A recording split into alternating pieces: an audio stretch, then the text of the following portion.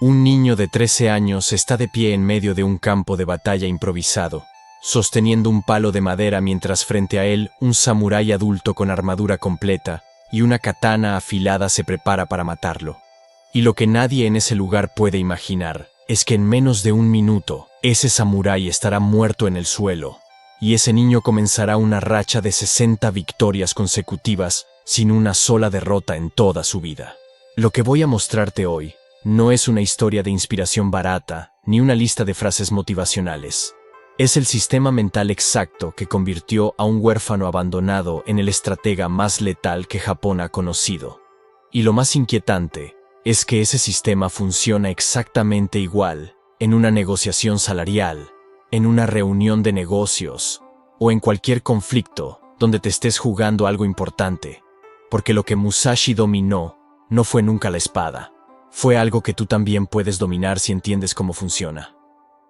Para entender lo que hizo Musashi necesitas primero entender de dónde venía, porque este no era un niño privilegiado con acceso a los mejores maestros del país, era exactamente lo contrario. Nació en 1584 en un Japón fracturado por guerras civiles constantes, donde la vida de cualquier persona valía menos que una espada decente.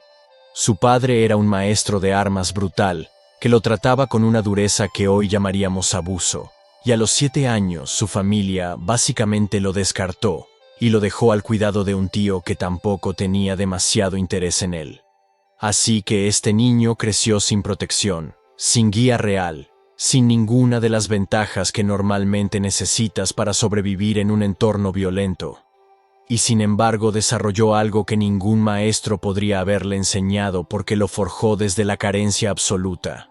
Una obsesión metódica por entender cómo funciona el conflicto desde adentro. Mientras otros niños de su edad vivían lo que podríamos llamar una infancia normal dentro de aquel caos, Musashi entrenaba 10 horas diarias con cualquier objeto que pudiera simular un arma. Y esa disciplina enfermiza fue lo que lo preparó para tomar a los 13 años la decisión más absurda y más importante de su vida. Desafió a un duelo a muerte a Arima Kihei, un samurái experimentado de la escuela Shinto-ryu que llevaba años perfeccionando técnicas de combate real. Y las condiciones del duelo eran las más simples y las más brutales posibles. 2 personas entran. Una sale con vida. Musashi se presentó con un bokken, una espada de madera, frente a un guerrero con armadura y acero afilado. Y todos los presentes asumieron que estaban a punto de ver morir a un niño temerario. Pero lo que ocurrió en ese duelo revela la primera lección de Musashi, y probablemente la más poderosa de todas.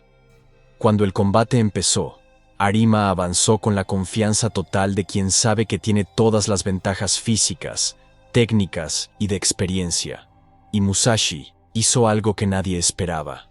No se movió, se quedó completamente inmóvil, observando con una calma que resultaba casi ofensiva en alguien de su edad.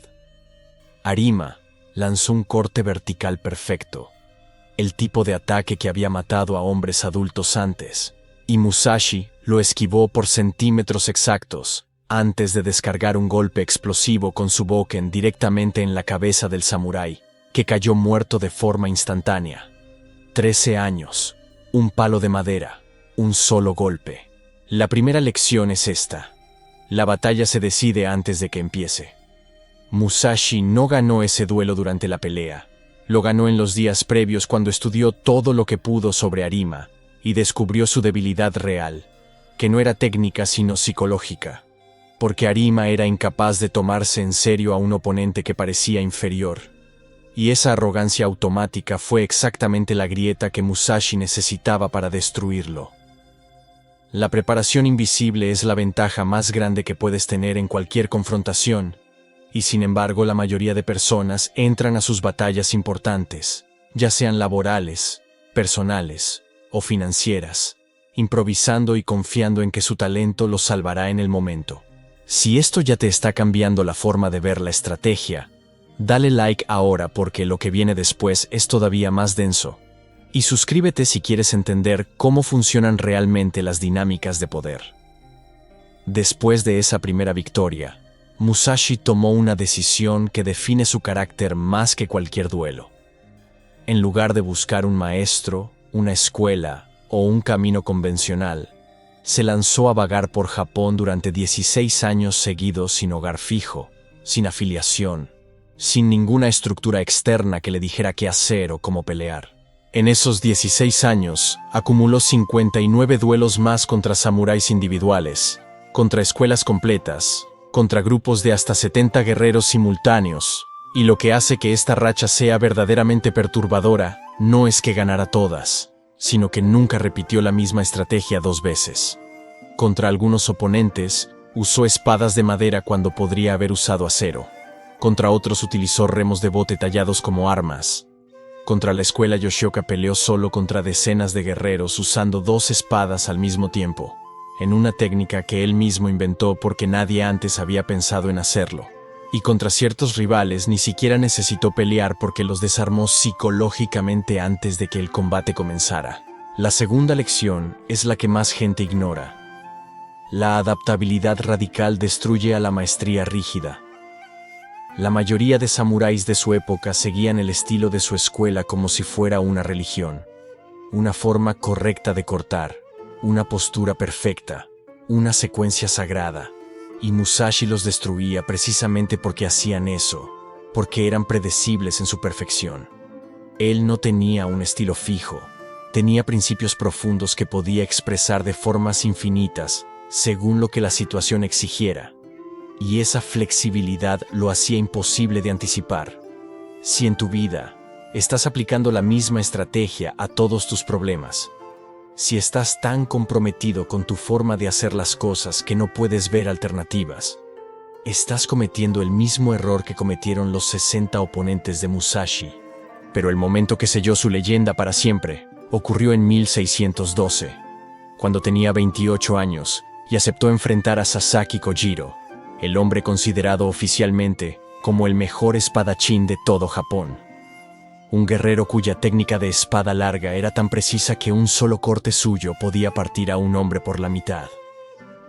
El duelo se programó para las 8 de la mañana en una isla llamada Ganryu, y Musashi apareció a las 11, 3 horas tarde.